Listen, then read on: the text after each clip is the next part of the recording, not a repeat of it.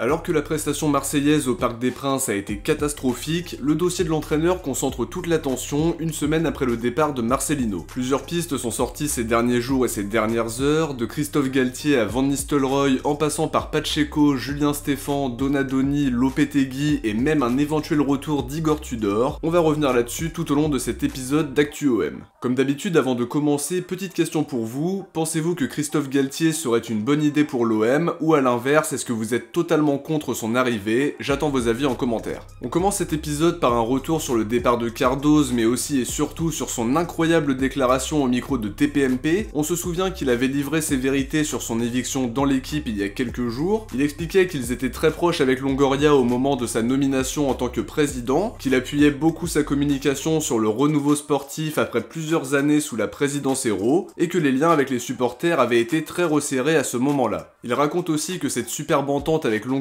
a radicalement changé à l'été 2022, plus précisément au moment de l'arrivée de Ribalta. À partir de ce moment-là, les contacts n'étaient plus les mêmes entre eux, il le renvoyait systématiquement à Ribalta et Iriondo sans que Cardoz n'ait vraiment d'explication sur ce silence radio, alors qu'ils étaient très proches avant ça. Cardoz lance un petit tacle par rapport à la direction espagnole mise en place par Longoria, dont il craignait d'ailleurs les réactions à l'époque, même s'il s'est défendu de ça dans son interview pour La Provence. Cardoz explique que Longoria savait qu'il serait critiqué par rapport à ça, et globalement accusé de créer un clan autour de lui. Il dit aussi qu'il a très mal vécu son licenciement, que la méthode n'a pas été bonne et que depuis il prendrait des médicaments et serait suivi médicalement depuis ce moment-là. Alors ça c'était pour revenir sur le fameux entretien pour l'équipe qui intervient pile poil dans une période de crise comme par hasard. Seulement dans TPMP il a été beaucoup plus direct au moment d'être questionné sur la lourde défaite dans le Classico. Il dit littéralement « Je pardonne à la direction de l'OM de m'avoir écarté au vu du terrible match d'hier soir, de la terrible humiliation que Marseille a subi, ça m'a évité d'avoir à endosser cette terrible défaite. » Une sortie que je trouve vraiment désastreuse, un manque de respect vis-à-vis des supporters qui ont globalement beaucoup apprécié son passage et son travail de communication quand il était au club. On a bien cru comprendre qu'il avait une dent contre Longoria, mais c'est pas une raison pour détruire son ancien club sur un plateau, comme quoi le fameux amour de l'OM qu'il prônait n'a pas résisté à son licenciement, et ses grandes déclarations pour défendre le club non plus.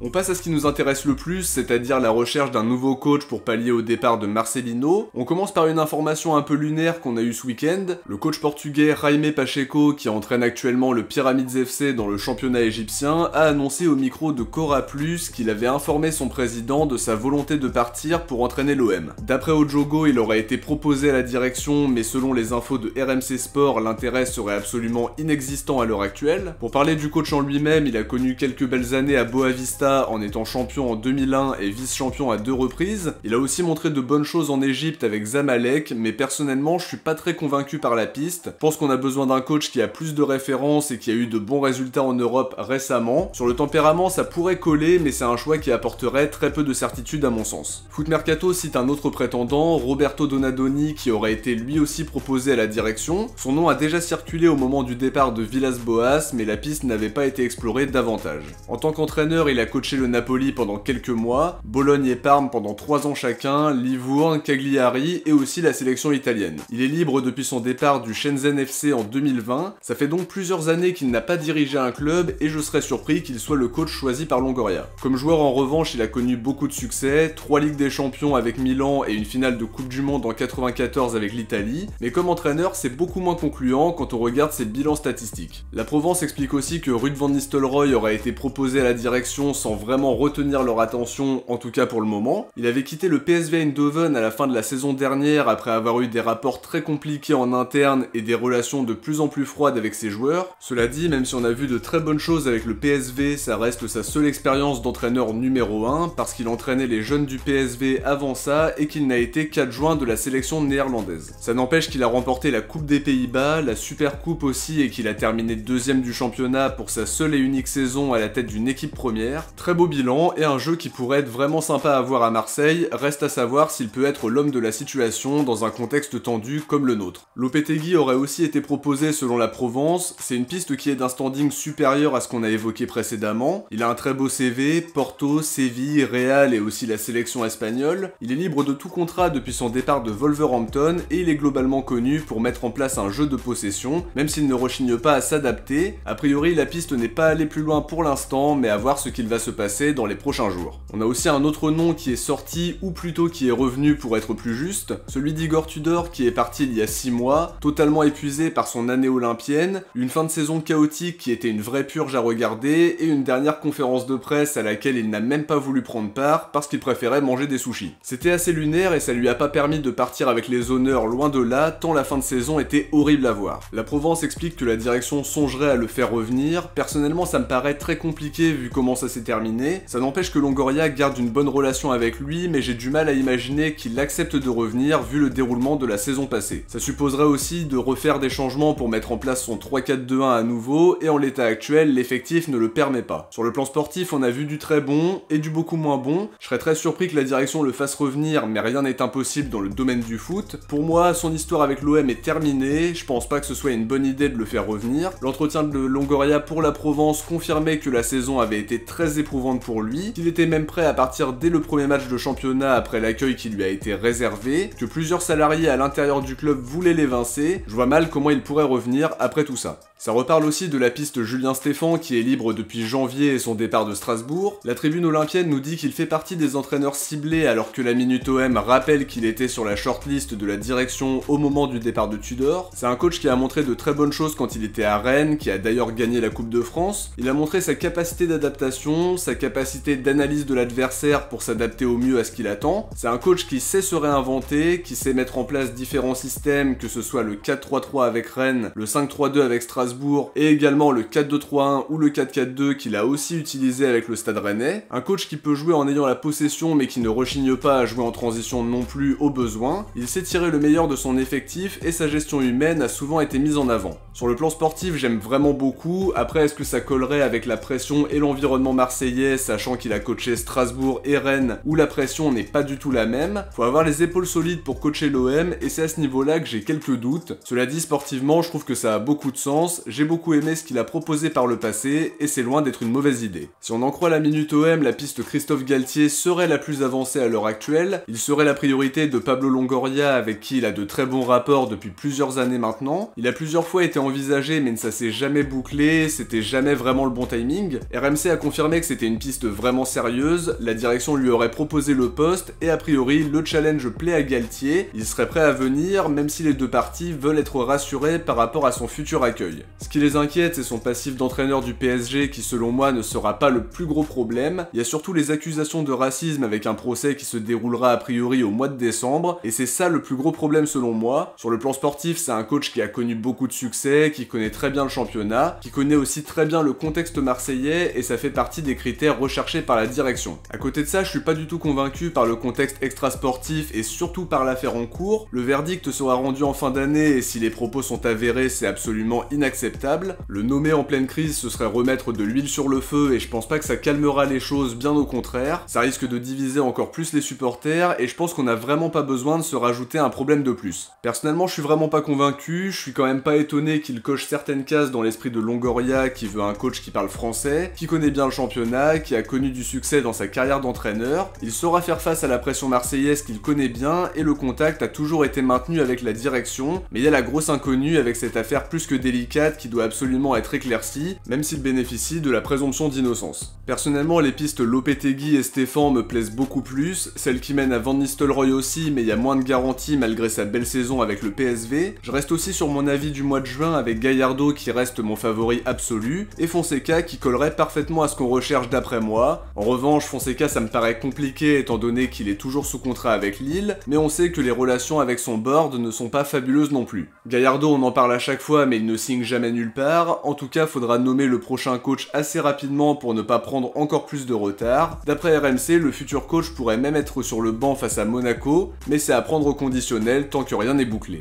De notre côté, on arrive à la fin de cet épisode, j'espère que ça vous a plu, et comme d'habitude, si c'est le cas, n'oubliez pas de laisser un like avant de partir pour soutenir la chaîne et lui permettre d'être de mieux en mieux référencé. Je vous invite aussi à vous abonner pour ne rien louper de l'actualité de l'OM en activant la cloche pour recevoir une notification dès qu'une nouvelle vidéo est sortie. Si vous avez regardé cette vidéo jusqu'à la fin, écrivez entraîneur dans les commentaires. De mon côté, je vous dis à très vite pour une prochaine vidéo. Ciao, portez-vous bien et surtout allez l'OM.